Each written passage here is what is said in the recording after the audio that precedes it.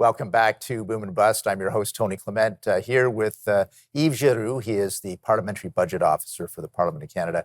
I had to interrupt you, but I do want to talk more about this debate that occurred on carbon pricing and your office involved in that. So please continue with your thoughts on that.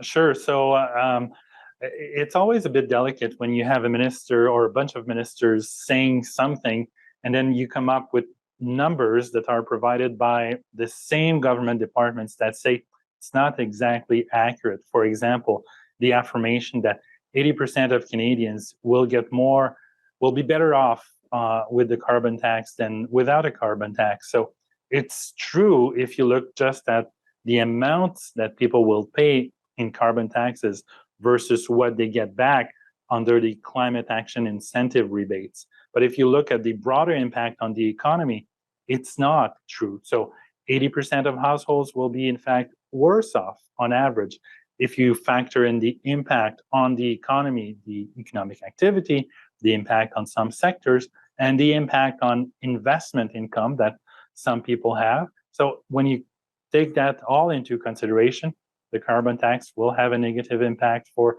the majority of those in provinces that are in the backstop regime. So it's always a bit controversial to come up with evidence that suggests that what the government has been affirming is not perfectly accurate, to say the least. Yeah, but again, you are a servant of the Parliament, not the government, right? So you felt it was important for parliamentarians to have the facts before them. Totally. They debate these issues, and there's ongoing controversies in some quarters.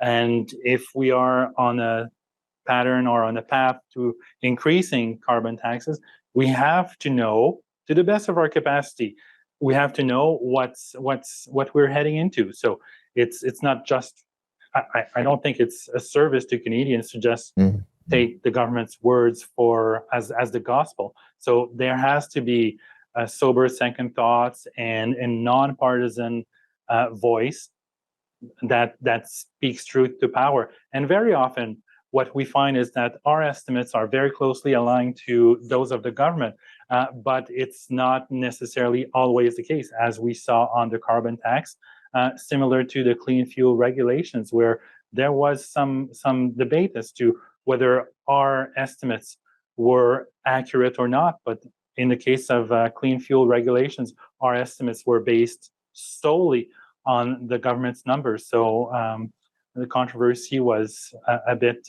overblown, I think. Indeed.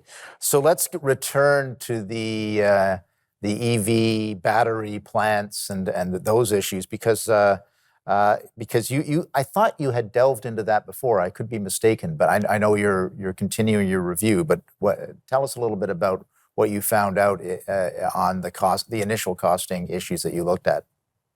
Sure. So the government announced significant public investments for a battery plant built by Volkswagen in Southern Ontario. And it had affirmed at that moment that it would fully match what's available in the US under the Inflation Reduction Act. The US provides tax credits. Tax credits are refunds of taxes. So by definition, that's not taxable. Whereas the federal government had indicated it would provide direct subsidies. And under the Income Tax Act, subsidies, like cash subsidies by governments, are taxable.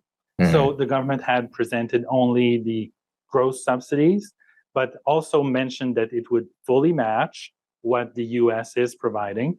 So we came up with a different estimate because we said, if you really mean what you say, that is the Canadian federal assistance is to match what the US would provide, well, you have to compensate companies for the taxes that under your own legislation, they'll have to pay. So we estimated that it would cost $2 to $3 billion more than what the government had publicly stated.